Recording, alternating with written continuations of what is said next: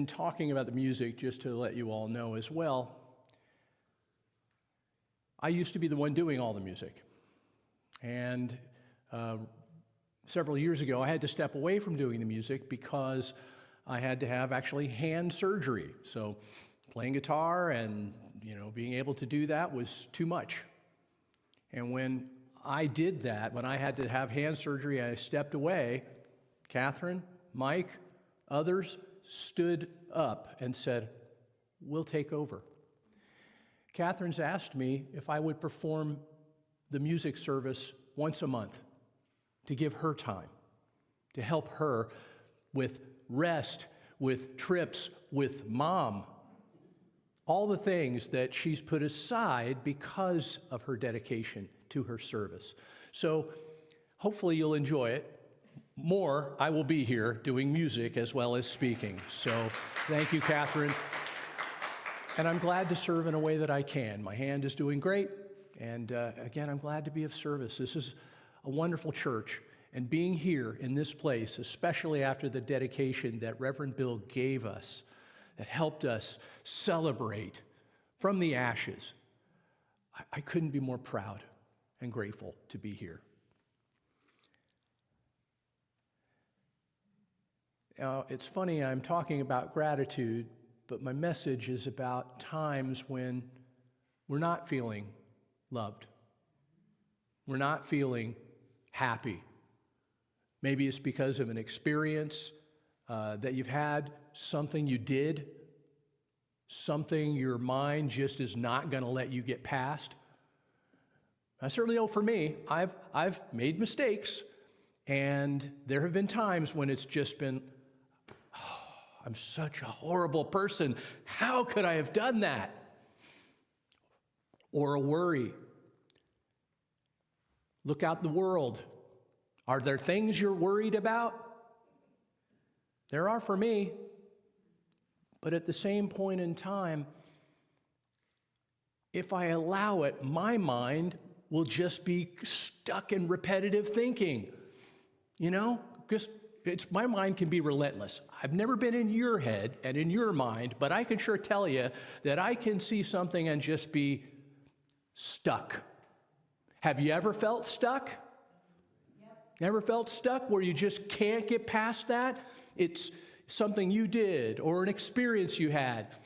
I have memories that happened decades ago, and every now and then it's like there's something I can do about it now. Of course not. Well, today marks an opportunity to consider how we can learn to let it go. Because let's face it, if in the history, we have often said, about, I'll say letting go in this case, but the old saying is, in the history of the words calm down, no one has ever calmed down by being told to calm down. And it's really very similar with let it go, isn't it? Oh yeah, let it go, sure, no problem. Yeah, it didn't happen to you. You're not the one caught up in this worry. You're not the one caught up in this thinking. So in order to help us, we're going to consider a couple of quotes from Charles Fillmore and the Gospel of Luke. And the first two quotes from Charles Fillmore are, the one and only formative power given to man is thought.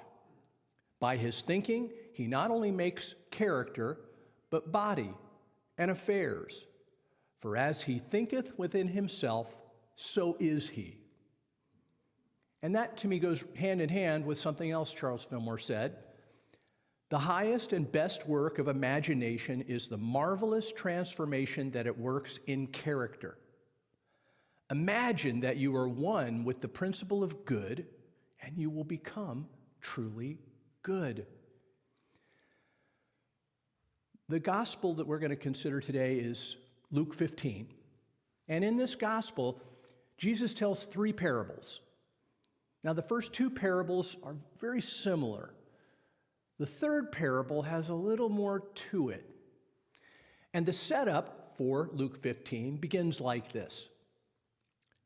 Tax collectors and other notorious sinners often came to listen to Jesus teach. This made the Pharisees and teachers of religious law complain that he was associating with such sinful people, even eating with them. Oh my goodness. So Jesus told them this story.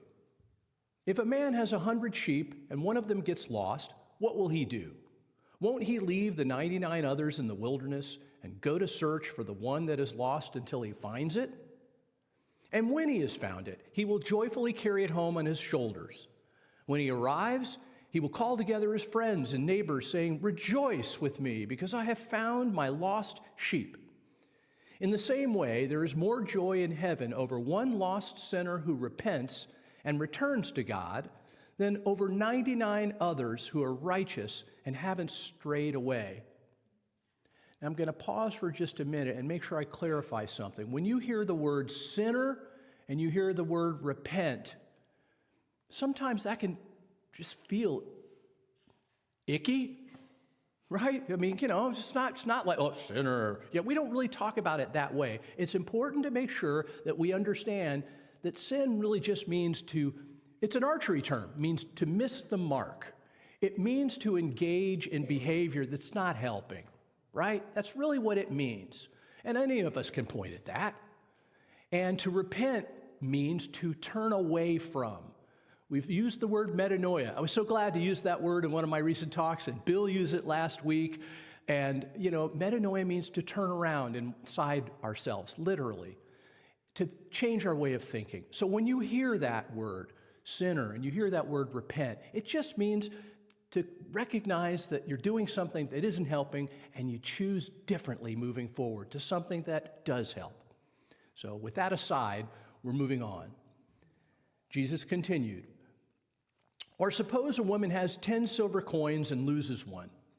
Won't she light a lamp and sweep the entire house and search carefully until she finds it? And when she finds it, she will call her friends and neighbors and say, "Rejoice with me, because I have found my lost coin." In the same way, there is joy in the presence of God's angels when even one sinner repents. To illustrate the point further, Jesus told them this story. A man had 2 sons. The younger son told his father, "I want my share of your estate now, before you die." So his father agreed to divide his wealth between his sons. A few days later, this younger son packed all his belongings and moved to a distant land, and there wasted all his money on wild living. About the time his money ran out, a great famine swept over the land, and he began to starve. He persuaded a local farmer to hire him, and the man sent him into his fields to feed the pigs. The young man became so hungry that even the pods he was feeding the pigs looked good to him, but no one gave him anything. When he finally came to his senses, he said to himself, "At home, the hired servants have food enough to spare, and here I am dying of hunger. I will go home to my father and say, 'Father, I have sinned against both heaven and you. I am no longer worthy of being called your son. Please take me on as a hired servant.' So he returned home to his father, and while he was still a long way off, his father saw him coming. Filled with love and compassion, he ran to his son, embraced him, and kissed him. And his son said, 'Father, I have sinned against both heaven and you. I am no longer worthy of being called your son.' But his father said to the servants, 'Quick, bring the finest robe in the house and put it on him. Get a ring for his finger and sandals for his feet, and prepare a grand meal. We must celebrate with a feast, for this son of mine was dead and has now returned to life. He was lost, but now he is found.' And so the party began. Meanwhile, the older brother was in the fields working. When he returned home, he heard music and dancing in the house, and he asked one of the servants what was going on. 'Your brother is back,' he was told, 'and your father has commanded a great feast for him. We are celebrating because of his safe return.' The older brother was angry and wouldn't go in. His father came out and begged him, but he replied, all these years I've slaved for you, and never once did you give me even one young goat for a feast for my friends. Yet when this son of yours comes back after squandering your money, you celebrate by giving him a grand dinner." His father said to him, "Look, dear son, you've always stayed with me, and everything I have is yours. We had to celebrate this happy day, for your brother was dead and has come back to life. He was lost, but now he is found." So there's obviously a lot to unpack. We've got 3 parables we're talking about, and we're going to start with the parable of the lost son, and we're going to consider this kind of from a general and also a metaphysical way, and we're going to start by identifying the cast of characters. So the younger son plays the part of us, okay? Think about how you felt when you were young, a child, young adult. Didn't the world seem like mysterious? I mean, amazing, wonderful, mystical. If you hadn't had any worldly experiences, you just didn't know. It was like, oh, I'm sure it'll be like this. I mean, I know my fantasies, my dreams about how the world was going to be always included amazing places and people and experiences. And of course, when we're dreaming about it, when we think we know what we want, it always works out fine, doesn't it? You know, I don't ever have, dreams or fantasies that end with, "and Paul got smacked with a cosmic 2x4. That's not the way it happens. Usually it's, I'm excited about what I'm thinking about, and boy, that's just what I want. But for me, and I can speak from my own experience, I guess you could probably speak from your own, when I actually did venture out, and I acted on my urges, my impulses, without any consideration about any kind of consequences or repercussions, they were immediate. They were oftentimes significant, severe. I've spoken in the past about being distracted and having a nice little, "Hey, Paul, you're kind of distracted." But really, it was. I like to use the term cosmic 2x4. Oh, think you know what's going on? Whack!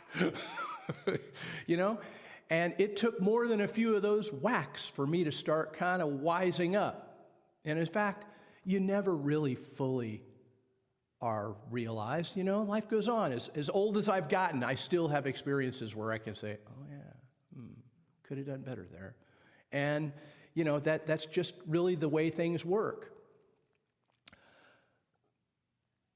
When we think about this, it's not that wanting what we want is bad. I mean, you want what you want. I want what I want. That's natural. That's normal.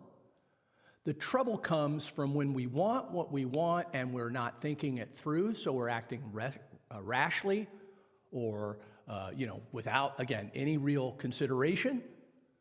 Or worse, when we're acting in a way where we know it is likely to have a bad outcome. I want what somebody else has. I want to get them out of the way so I can get what they have. Or I know this isn't right for me, but I want it anyway.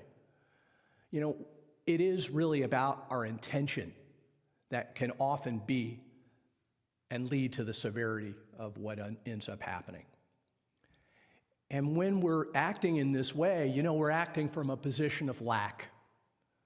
When we are really coveting something, in our minds, we're telling ourselves, "Oh, I gotta have that right there. That's it. That's what'll satisfy me. That's what'll make all the difference." Well, the more I'm looking outside of myself for that, I've never found anything that is the consistent, "Oh my goodness, that soothes my soul." It's a want. It's a thing. It's a shiny object, whatever it is. It misses the point of what true feeling of peace of mind means to me. And as I've gotten older, I've come to realize, yeah, that's really what I'm seeking, is that peace of mind, that comfort.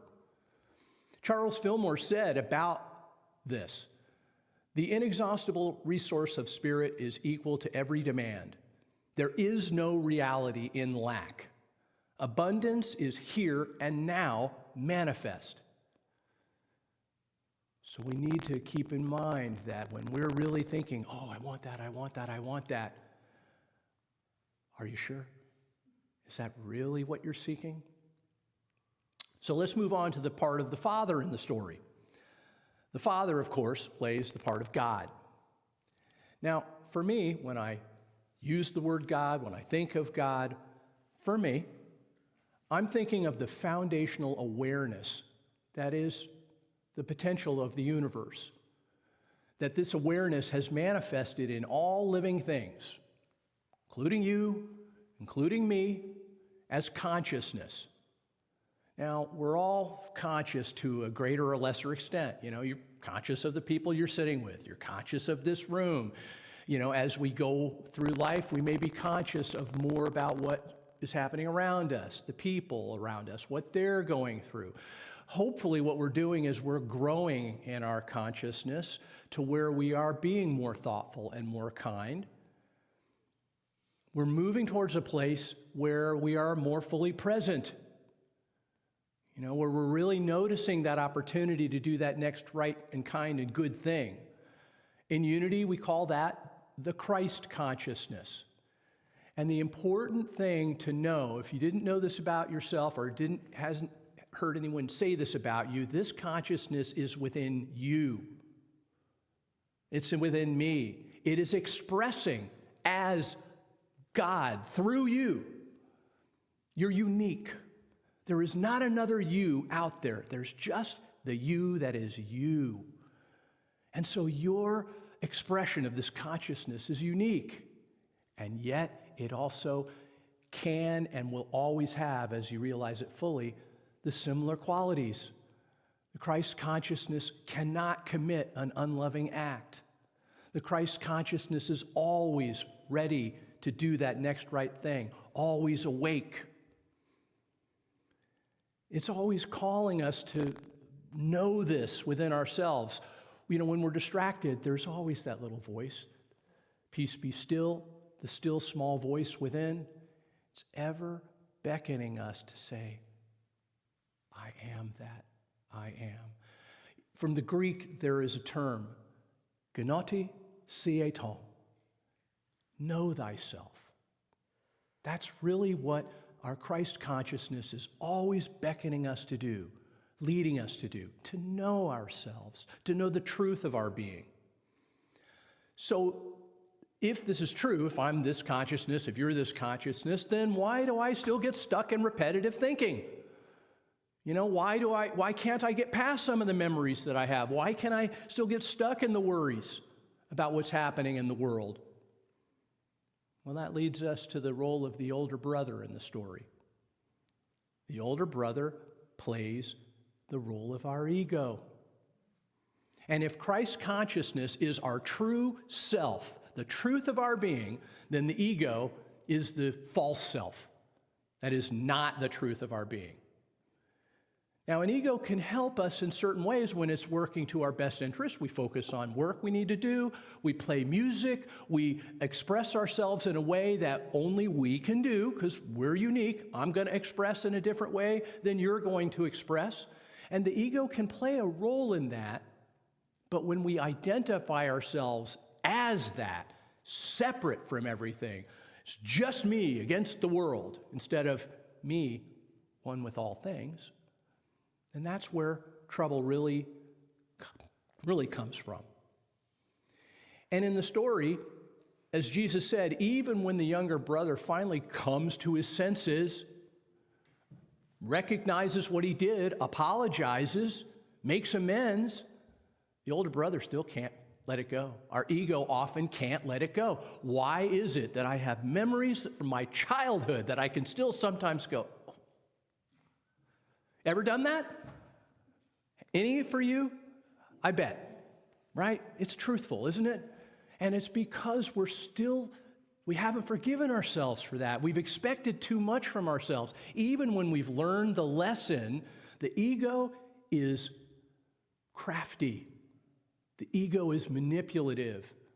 And I would say this, the universe is also very wise. We can say we've learned a lesson, but guess what? It seems as if I keep getting put into similar circumstances, not exactly the same, but close enough that if I've learned from my experiences, I can notice it. Oh, I remember the last time when I really wanted that and I grabbed for it. Boy, that didn't work out so well. Maybe this time I can say, yeah, not this time. My peace is worth more to me.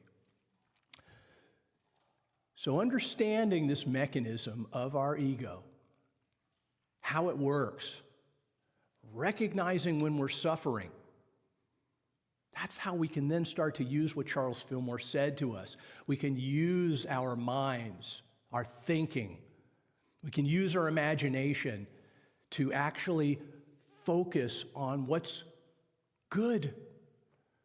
You know, if I've done something that's been hurtful to others, if I've done something that's been hurtful to me, and I don't want to feel that way, well, guess what? If I'm now moving towards behavior that's not hurtful, I think that we can call that good. And so the more I focus on behaviors that are good, I become more good. And really, the parable of the lost son really is telling us and showing us how the ego works in a mind that's not really working in a way to help us. When we meditated, I say, and will always say to you, use meditation in a way that you can notice your thinking and control your thinking. Now, I don't mean control, wrestle it to the ground.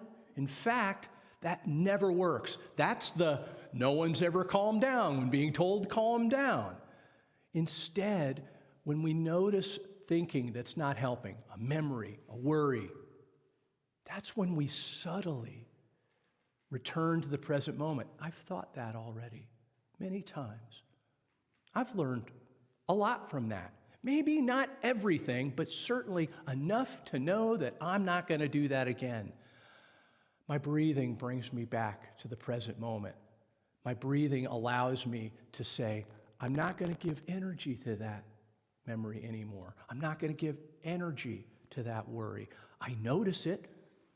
The mind is a thinking machine. That's what the mind does.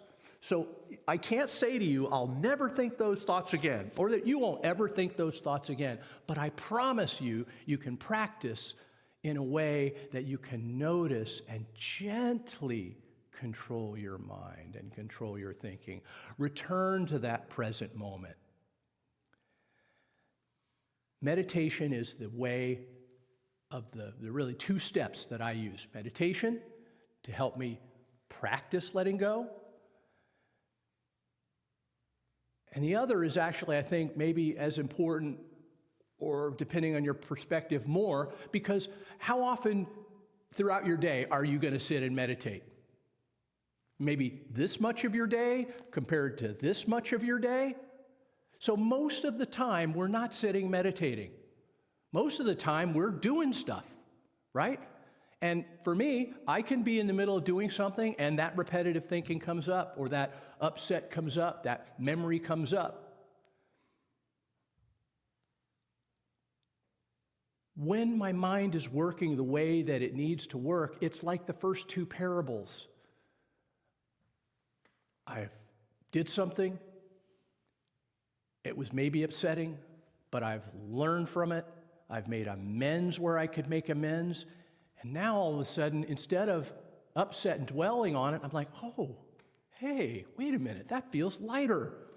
I may not have liked what I did, but if I really have committed to now a better course of action, like the first two parables, now I can almost rejoice. I can tell you that over time, instead of going, oh, I did such a terrible thing, now, if it's even minor things, I'm like, oh, wow, I'm glad I noticed that. I'm sorry. I've said to Susan, we've been talking about this very talk a few days ago. She mentioned something, and I was a little distracted when we were talking. And later I said, I'm sorry I was distracted while we were talking. You're right. It's important. And that's how we can be. We can proactively say, oh, I'm so glad I noticed that. I want to notice if I've been distracted. I want to do that next right good thing. And so when I'm caught in that repetitive thinking, I look at the situation and I really ask myself questions, and I use affirmations to help me break the spell, to get unstuck. The first thing I ask myself is this mine to do? Is this something I can do? Can I go back and change the past? Can you go back and change your past? Can you change 5 minutes ago, let alone a decade ago or from your childhood? No. Recognizing and coming to terms with our memories means letting go of hope for a better past. Ever considered it that way? The more we tell ourselves that we're beating ourselves up from a memory, we're really saying, I wish my past was different. And I'm sure the more I dwell on that, my past is going to change. Yeah, no, it's not going to change. Now, how I am with it can change. But the past is what it is. Things happen the way they happen, and I know how they happen. So I can either continue to go down the path and beat myself up, or I can return to the present moment with my breath and say, yeah, I've learned what I needed to learn from that. So I ask myself, is it mine to do? Is it something I can do? And the key to these questions and affirmations is honesty. When I'm honest with myself, no, can't change the past. No, can't really do something there. Then I'm actually helping myself return to that present moment. And when I'm looking at or considering a worry, when you look out in the world, and it's upsetting, because let's face it, you can point at it. It's upsetting at times. One thing I would say to you is, if you're looking at the news, the internet, if you're hanging on that next upset, and that's causing you to feel suffering, causing you to dwell on it all day long, I'm not saying don't pay attention in what you think you need to. You know, we all have abilities to choose what we're going to choose, do that next right thing, but we have to be honest with ourselves about our behaviors. Are our behaviors helping? If they're helping, great. But I can tell you this, I've never found a behavior that was causing me to suffer that continuing that behavior was helping me. Now, realizing I was suffering and stopping the behavior, that helped me. And so I also say to myself, not mine to do.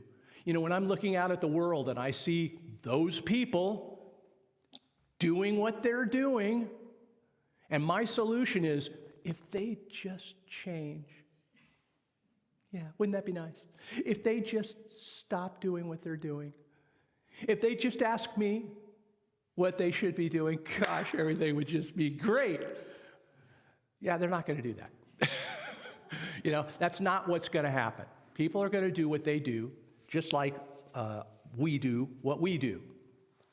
So I ask myself, is it mine to do? And when it's somebody else's choice, guess what? That's not mine to do.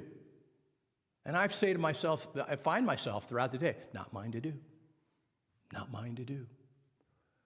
And when I'm honest with myself, then what I can say, okay, if that's not mine to do, what is mine to do? And what is mine to do is to be present. What mine to do is to be loving and kind and notice the opportunities to do that. You know, Reverend Marge, when she was here, she used just a simple example of expressing love. She said, I was, in the grocery store, needed to get something off of a low shelf, couldn't find what the person was looking for. She helped. We can do that. It can be just as easy as that. In the movie Groundhog's Day, have you seen the movie Groundhog's Day? It's old, it's classic. Bill Murray is repeating every day. And initially, all his behaviors are focused on me. I want what I want. He acted on every urge he had until even that was no longer appealing. And then he went through perhaps what we'll consider here the repetitive thinking, the darkness and despair. I'm not lovable, I'm this. He wanted to kill himself. Guess what? Couldn't do that. There was no freedom for him until he said, I just got to give into it. He had to learn about every person in the town. He had to do every moment of the whole day exactly what needed to be done to be of help and of service. It wasn't until he did that. There's a scene. He's walking down the sidewalk, and he looks at his watch, and he's like, oh, he notices that if he doesn't start running in a few seconds, and he catches a little boy falling from a tree. Everything we do, we don't know when we're supposed to do it or why we're supposed to do it, but when we're present, when we're paying attention, that's what gives us the chance to do that next right good thing. We don't know how important it might be. It might be something as simple as giving a smile. It might involve saving someone's life. If we're present and we're noticing, then that's when we can make all the difference. Because over time, the real miraculous thing happens. Charles Fillmore talked about a transformation. When you behave this way, I promise you, this is the miracle that happens. If I've been dwelling on memories that don't feel good to remember, and I start behaving in a loving, selfless way, I start building better memories. Memories that feel good to remember. And over time, and I'm just speaking for myself, I cannot say for you, but I can tell you, over time in my life, I've gone from really dwelling on some of these hard memories and hard thinking to life feels happy. When I think back, even if a situation or circumstance didn't turn out exactly like I would hope it to, when I know I did my best, did what I could to try and make that positive difference, I can tell you that memory feels a heck of a lot better to remember than the ones I can point at where I know I grabbed selfishness with both hands. I built better memories. The old ones just don't even occur very much anymore. That's the miracle. So when we act selflessly and thoughtfully, when we do the right thing, when we're kind, when we're thoughtful, when we're present, this is the calling of our hearts that's beckoning to us. This is the Christ consciousness that's in you. It's calling you. And I can tell you that what this leads to is this happiness, this joy. It's plain for all to see. You live in a way that is good, truly good. As Charles Fillmore said, you come to express yourself as the true consciousness, the truth of your being, the loving, present, joyful soul that you are. Living in this way is the way that we achieve the transformation within ourselves. Love and blessings to you all. Thank you very much.